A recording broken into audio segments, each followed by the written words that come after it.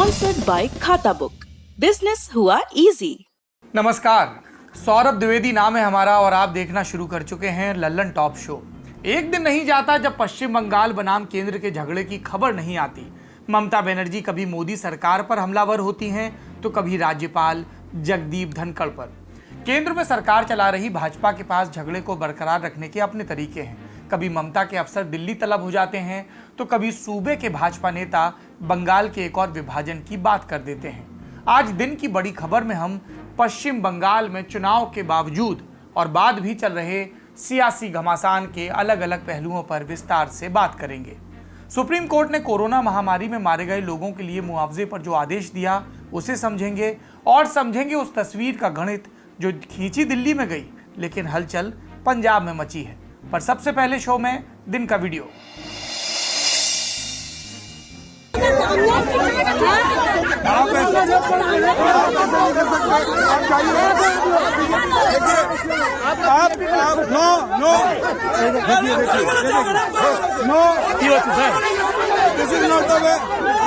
आप गलत कर रहे हो, आप गलत कर रहे हो।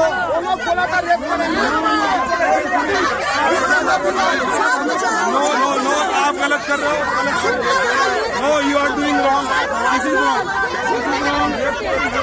पश्चिम बंगाल में चुनाव के बाद हुई हिंसा को लेकर राष्ट्रीय मानवाधिकार आयोग यानी एनएचआरसी की टीम बंगाल के दौरे पर है। 29 जून को हिंसा की जांच के लिए जादवपुर गई एनएचआरसी की टीम पर कुछ लोगों ने हमला किया। एनएचआरसी के सदस्य आतिफ रशीद के साथ बदसलूकी की गई। एनएचआरसी के सदस्यों को काम करने से रोका गया, वहां से भगाया गया। घटना के बाद सियासत गर्मा गई है। बीजेपी ने बंगाल में लोकतंत्र पर सवाल उठाए हैं तो टीएमसी ने बीजेपी पर सियासत करने का आरोप लगाया है।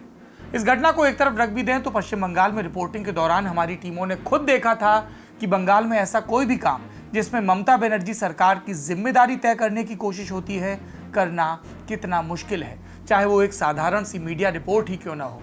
ममता बनर्जी अपने सूबे के इस कल्चर को सुधारने के क्या गंभीर प्रयास करेंगी, क्योंकि वो हमेशा इसका फायदा उठाने की स्थिति में नहीं रह पाएंगी। कल को हो सकता है कि वो विपक्ष में हो और तब खुद निशाने पर आए।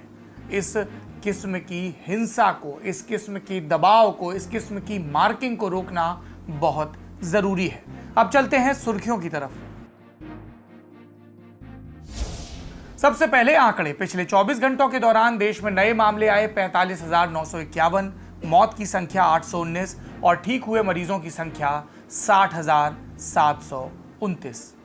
कोरोना महामारी से मरने वालों का सरकारी आंकड़ा अब 4 लाख को छूने ही वाला है। इस त्रासदी को लेकर आज फिर सुप्रीम कोर्ट से एक बड़ा फैसला आया। अदालत ने नेशनल डिजास्टर मैनेजमेंट अथॉरिटी को महामारी में जान गंवाने वालों के परिवारजनों को मुआवजा देने हेतु गाइडलाइंस बनाने का आदेश दिया है। जस्टिस अशोक भूषण की अध्यक्षता वाली ट्रिपल बेंच ने एनडीएमए से 6 हफ्तों के भीतर मुआवजे की रकम तय करने को कहा है। सुप्रीम कोर्ट में लगी एक याचिका में कोविड से मरने वालों के परिजनों के लिए 4-4 लाख का मुआवजा मांगा गया है। इसे लेकर केंद्र ने अदालत से कहा, स्वास्थ्य राज्य का विषय है। अगर राज्यों को 4 लाख प्रति मृतक का मुआवजा देने को कहा गया तो उनके पास आपदा राहत का जो बजट है वो पूरा का पूरा इसी में खर्च हो जाएगा और दूसरी आपदाओं के लिए पैसा नहीं बचेगा। केंद्र ने यह भी कहा था कि मुआवजे की जगह पब्लिक हेल्थ से जुड़े दूसरे कदम उठाना बेहतर होगा, लेकिन अदालत के आज के आदेश के बाद मुआवजे वाली बात को वजन मिल गया है। पूरे देश से कोरोना के कारण मौत की अंडर रिपोर्टिंग की शिकायतें भी आई थी। दर्जनों मीडिया रिपोर्ट्स में डेटा के साथ बताया गया कि खासकर दूसरी लहर के दौरान मरने वालों की सही संख्या सरकार ने नहीं बताई। एक समस्या और है डेथ सर्टिफिकेट की। पूरे देश से शिकायतें आई कि सरकारी बाबू मृत्यु प्रमाण पत्र में ये लिखकर नहीं दे रहे कि मौत कोरोना के चलते हुई, जबकि मरने वाले की कोविड रिपोर्ट में साफ साफ पॉजिटिव लिखा था। अदालत ने आज वाले अपने आदेश में इस समस्या पर भी ध्यान दिया। केंद्र सरकार को आदेश दिया कि कोरोना से मरने वालों के लिए मृत्यु प्रमाण पत्र जारी करने की प्रक्रिया को सरल किया जाए। ऐसे मृत्यु प्रमाण पत्र में मौत की तारीख और कारण शामिल किए जाएं। जो सर्टिफिकेट पहले जारी किए गए उन्हें सुधारा जाए। जिन लोगों को प्रमाण पत्र मिल चुका है, अगर उनकी आपत्ति है तो सरकार को ऐसे लोगों की शिकायत दर्ज कराने का विकल्प देना होगा। आप हैरत में होंगे कि अदालत के इतने सारे निर्देशों का जिक्र हो गया, लेकिन एक बार भी फटकार शब्द कैसे नहीं आया, तो ये कसर भी पूरी कर देते हैं।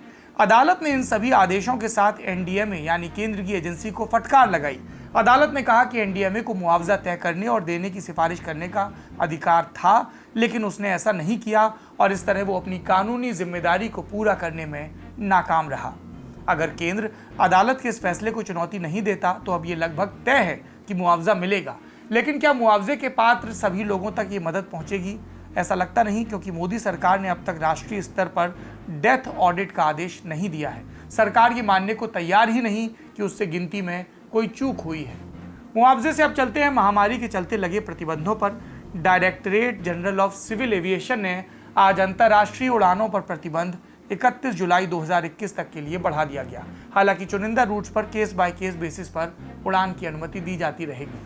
दो अपडेट टीकाकरण के मोर्चे से भी हैं। आज महाराष्ट्र सरकार ने बॉम्बे हाई कोर्ट को बताया कि वो अपने बूते घर पर टीकाकरण शुरू करने जा रही है और इसके लिए अब वो केंद्र सरकार की अनुमति का इंतजार नहीं करने वाली। इस कार्यक्रम के तहत उन लोगों को घर जाकर टीका लगाया जाएगा जो किन्हीं स्वास्थ्य संबंधी कारणों के चलते टीकाकरण केंद्र पर नहीं आ सकते। दर्शक जानते ही हैं कि महाराष्ट्र सरकार लंबे समय से डोर टू डोर वैक्सीनेशन शुरू करना चाह रही थी, लेकिन टीकाकरण संबंधी नियम केंद्र सरकार के बनाए हैं। महाराष्ट्र की सरकार का कहना था कि इसी पेच के चलते ये काम शुरू नहीं हो पाया। दूसरा अपडेट कोवैक्सीन से जुड़ा है। इस टीके की दिक्कतें खत्म होने का नाम नहीं ले रही। भारत बायोटेक ने पहले दावा किया था पानी की एक बोतल से भी कम दाम पर टीके की खुराक मिलेगी, लेकिन कोवैक्सीन आज दुनिया के सबसे महंगे टीकों में शुमार है। 6 महीने से टीका भारतीय नागरिकों को लग रहा है, लेकिन अब तक WHO से मान्यता नहीं मिल पाई। समस्याओं की सूची तब और लंबी हो गई जब ब्राजील ने कोवैक्सीन की 2 करोड़ खुराकों के ठेके को स्थगित कर दिया। इस ठेके को लेकर ब्राजील में राष्ट्रपति बोल्सोनारो पर भ्रष्टाचार के आरोप लगे हैं। वैसे कोवैक्सीन बनाने वाली भारत बायोटेक ने अपनी तरफ से कह दिया, हमने प्रक्रिया का पालन किया था और अब तक ब्राजील की सरकार से कोई पैसा नहीं लिया है। दूसरी सुर्खी आज बहुत दिनों के बाद किसान आंदोलन से आई। पहले दिल्ली की सीमाओं पर किलेबंदी और फिर महामारी की दूसरी लहर ने आंदोलन को खबरों से थोड़ा दूर कर दिया था, लेकिन 7 महीने पहले दिल्ली की सीमाओं पर आके डटे किसानों ने धरना खत्म नहीं किया। आज गाजीपुर में आंदोलनकारियों और भाजपा कार्यकर्ताओं के बीच झड़प हो गई। भाजपा नेता अमित वाल्मीकि के स्वागत के लिए पार्टी कार्यकर्ता एक रैली निकाल रहे थे। जब ये रैली धरने के पास पहुंची तो दोनों पक्षों में मारपीट हुई। भाजपा कार्यकर्ताओं की गाड़ियों को भी नुकसान पहुंचाया गया। संयुक्त किसान मोर्चा के प्रवक्ता जगतार सिंह बाजवा ने कहा कि आंदोलनकारियों ने गाजियाबाद प्रशासन से भाजपा कार्यकर्ताओं को दूर करने को कहा, क्योंकि वो स्वागत रैली के बहाने उत्पात मचा रहे थे। बाजवा का दावा है कि रैली किसान आंदोलन के खिलाफ एक साजिश का हिस्सा थी। राकेश टिकैत ने भी घटना को लेकर अपनी बात रखी। मंच लगा हुआ है हमारा ऊपर, वहां पे किसी का वे स्वागत करना चाह रहे हैं। मंच पे वहां जाकर अपने झंडे लगा के कि यहाँ स्वागत करेंगे, तो ऐसे कैसे? उस संयुक्त मोर्चे का मंच है, उस पर आके डलेबाजी करके उस पर कब्जा करके और उस पर माला डलवाना चाह। अगर इतना ही शौक है तो भाई मोर्चे में आ जाओ शामिल। ऐसी बीमारी पार्टी में हो क्यों? लेकिन रोड तो सबकी है ना, आपने रोड तो मंच रोड पे बनाया हुआ है। अब तो वहां से अगर रोड पे मंच बनना तो वे रोड पे मंच पे आएंगे क्या? अगर आना है तो बीजेपी छोड़ कर आ जाओ, मंच पे स्वागत करेंगे उनका।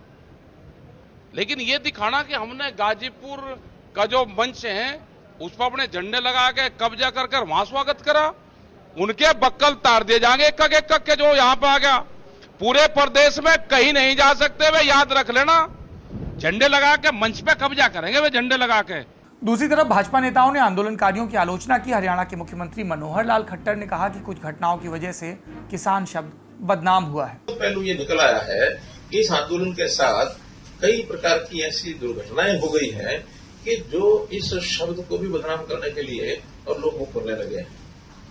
यानी तरह तरह की जो घटनाएं हैं, आप लोग देख रहे हैं कि बहन बेटियों की इज्जत लूटी जा रही है, मर्डर तक हो गए हैं। लोगों के साथ, स्थानीय लोगों के साथ विवाद, रास्ता छोड़ेंगे नहीं छोड़ेंगे, पंचायतें होने लग गई हैं। आपस में एक दूसरे के विरोध में इनकी भाषाएं चलने लग गई हैं। सरकार के साथ टकराव, अलोकतांत्रिक तरीके से जो काम करने का उनका विषय है, इसकी मैं निंदा करता हूं। यानी हम संयम बरते हुए हैं। वो हमेशा क्या कहेंगे, ये मंत्री नहीं जा सकता, ये एमएलए नहीं जा सकता, मुख्यमंत्री नहीं जा सकता, उप मुख्यमंत्री नहीं जा सकता। आखिर सरकार को जो चला रहे हैं उनकी जिम्मेवारी है जनता में जाना और जनता की बातों को सुनना। और जिस प्रकार से उनके एक नोटिस निकलते हैं और जिस प्रकार का चैलेंजिंग भाषा में रहता है, तो एकदम शुद्ध अलोकतांत्रिक है।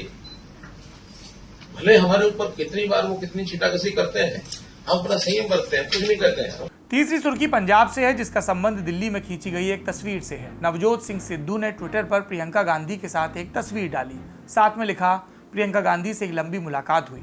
तस्वीर में सिद्धू और प्रियंका मुस्कुरा रहे हैं, लेकिन इस तस्वीर को देखकर कैप्टन अमरिंदर सिंह के चेहरे पर मुस्कान नहीं आई होगी। बीते दिनों वो भी इसी तरह दिल्ली आए थे। गांधी परिवार से मिलने के लिए समय मांगा था, लेकिन खाली हाथ लौटना पड़ा था।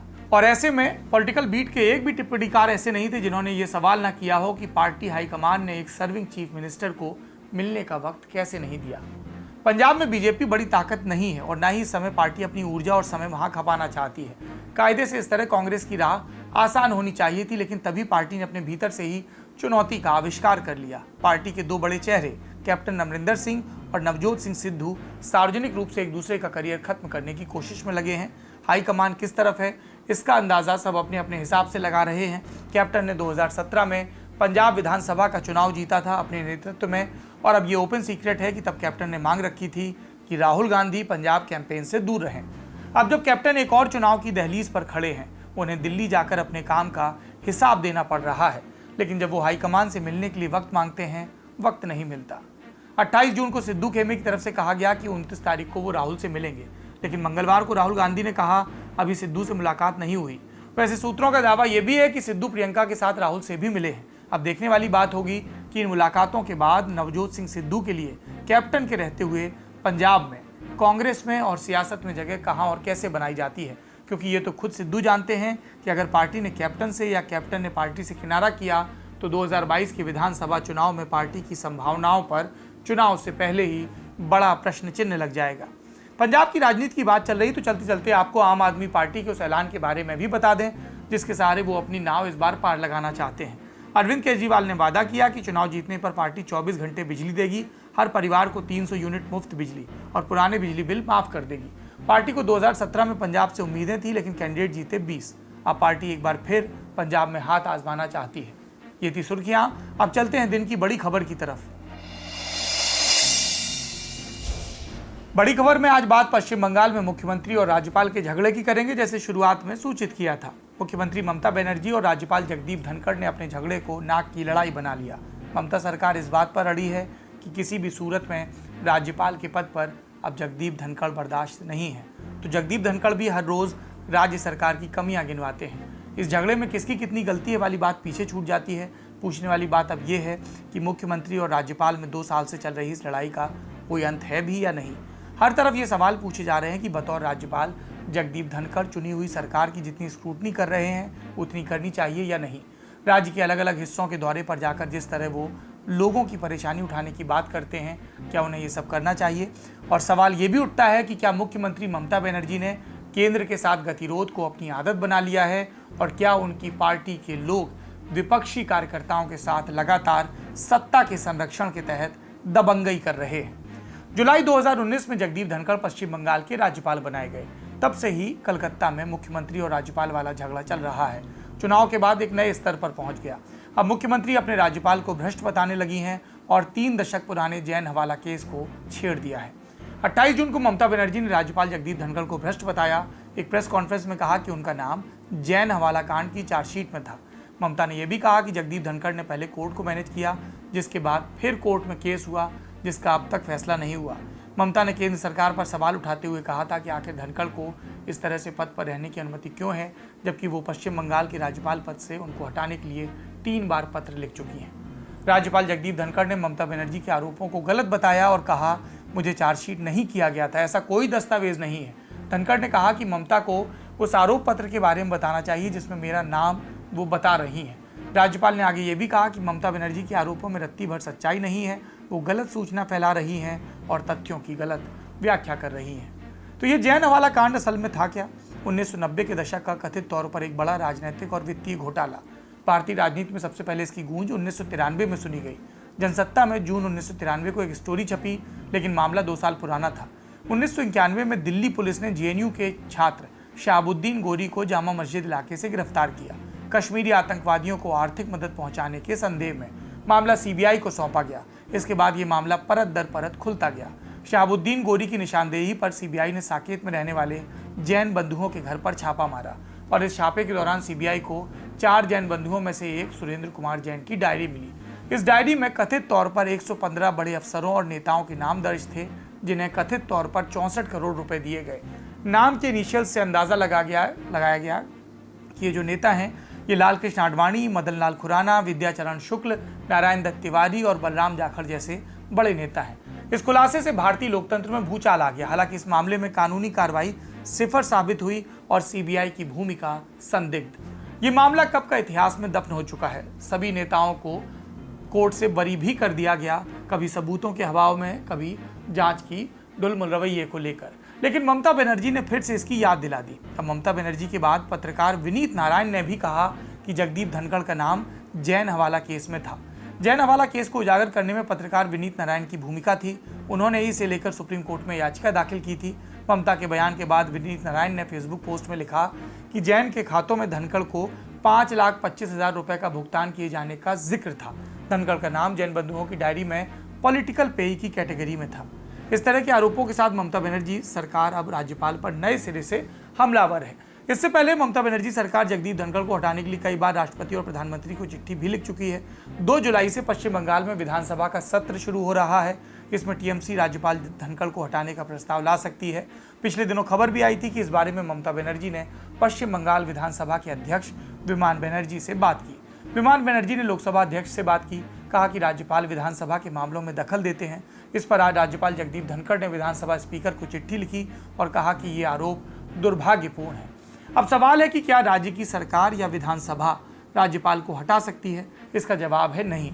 राज्यपाल राज्य में केंद्र सरकार के प्रतिनिधि के तौर पर होते हैं। राष्ट्रपति उन्हें नियुक्त करते हैं, इसलिए राज्यपाल को हटाने की शक्ति भी राष्ट्रपति के पास होती है। संविधान के अनुच्छेद 74 के मुताबिक राष्ट्रपति केंद्रीय मंत्रिपरिषद की सलाह पर काम करते हैं, इसलिए राज्यपाल को हटाना या नहीं हटाना ये फैसला केंद्र की सरकार में निहित है।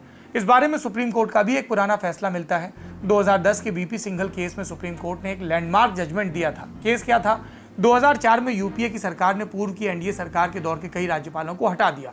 ये मामला कोर्ट में गया और 2010 में सुप्रीम कोर्ट का फैसला आया। सुप्रीम कोर्ट ने कहा कि राज्यपाल को किसी भी वक्त बिना कारण बताए हटाने की शक्ति राष्ट्रपति के जरिए केंद्र सरकार के पास है, लेकिन इस शक्ति का इस्तेमाल मनमाने या तार्किक ढंग से नहीं होना चाहिए। सुप्रीम कोर्ट ने कहा था कि केंद्र और राज्य में अलग अलग विचारधाराओं वाली सरकार है या केंद्र ने राज्यपाल में भरोसा खो दिया है, तो ये तर्क राज्यपाल को हटाने का पर्याप्त कारण नहीं हो सकता। ये फैसला इस बाबत था कि केंद्र सरकार किस स्थिति में राज्यपाल को हटा सकती है। बंगाल वाला मामला इसका उल्टा है। राज्य सरकार राज्यपाल को हटवाना चाहती है। इस बारे में हाईकोर्ट का भी एक फैसला है। 2020 में मद्रास हाईकोर्ट ने राज्यपाल बनवारी लाल पुरोहित को हटाने की याचिका की सुनवाई की थी और तब कहा था कि याचिका पर विचार नहीं किया जा सकता। हाईकोर्ट ने संविधान के अनुच्छेदों और 2010 के सुप्रीम कोर्ट के फैसले का हवाला दिया था। राज्य की सरकार और राज्यपाल के संबंध कैसे होने चाहिए, हटाने की क्या शर्तें होनी चाहिए, इस बारे में भी कई आयोग बने हैं। 2010 में पंची कमीशन ने सिफारिश की थी कि संविधान से वो हिस्सा हटाया जाना चाहिए जिसमें राज्यपाल के राष्ट्रपति की इच्छा पर्यंत तक रहने का प्रावधान है, क्योंकि एक राज्यपाल को केंद्र की सरकार की इच्छा से नहीं हटाया जाना चाहिए। राज्यपाल को राज्य विधानसभा में प्रस्ताव से ही हटाया जाना चाहिए। हालांकि ये सिफारिश कभी भी कानून का हिस्सा नहीं बनी। हमारे संविधान का पहला अनुच्छेद कहता है कि भारत यानी इंडिया राज्यों का संघ है। राज्य के संवैधानिक प्रमुख राज्यपाल होते हैं और देश के संवैधानिक प्रमुख राष्ट्रपति। दोनों की ही शक्तियां सांकेतिक हैं। एक परंपरा बनी है जिसमें चुनी हुई सरकार में अमूमन राज्यपाल दखल नहीं देते। जब तक ऐसा है तब तक झगड़े की गुंजाइश नहीं होती। लेकिन फिर पश्चिम बंगाल जैसे उदाहरण मिलते हैं। उदाहरण पेश करने के लिए ओडिशा जैसे राज्य भी हैं जहां गैर बीजेपी सरकार होने के बावजूद मुख्यमंत्री और राज्यपाल की गतिरोध वाली खबरें नहीं आती। कई और राज्य भी हैं जिनके उदाहरणों से ये समझ आता है कि अगर राज्य की सरकार मिलकर काम करना चाहे तो राज्यपाल वाले झगड़े नहीं पनपेंगे। पश्चिम बंगाल की ममता बनर्जी सरकार और वहां के राज्यपाल को बाकी राज्यों की तरह मिलकर काम करने वाला इकोसिस्टम बनाना चाहिए, क्योंकि इन झगड़ों में अगर कोई पिस रहा है तो वो पश्चिम बंगाल की जनता है, जिसका हक है कि उसके कल्याण के लिए राज्य और केंद्र मिलकर काम करें। आज के लल्लन टॉप शो में इतना ही। अपना और अपनों का ख्याल रखिए। शुभ रात्रि।